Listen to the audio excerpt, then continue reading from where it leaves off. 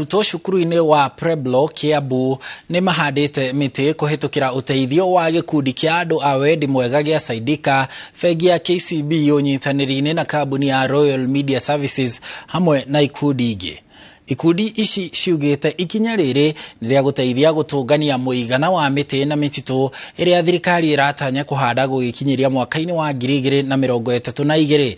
Ũguni wa kũhanda mĩtĩ ĩno nĩ hamwe na arutwo gũkorwo atĩ arutwo nĩo marĩmĩroraga na kũmĩitĩrĩria maĩ nĩguo ndĩkahuke.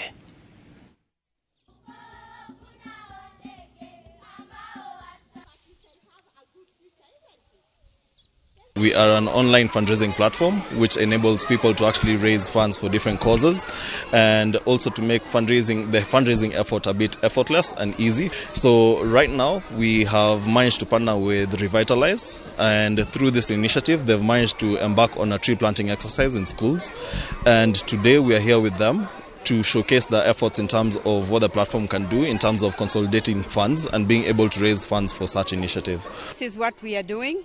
We are going to schools. We get donations first. The first step is to get donations. And we are working with Saidika, who help us to get funding from well-wishers out there. Then we go and we buy trees. We don't have our own nursery. We buy trees from small-scale farmers. So we have bought trees from Nakuru, Kapsabet, Thompson Falls. So we are supporting the small-scale farmer. We then keep the trees in our nursery for 2 months. We water them, we nurture them until they're much bigger, and then we come and look for a school to plant the trees in. And when we plant with the children, they're very excited about planting trees. They own a tree, because each child gets their own tree.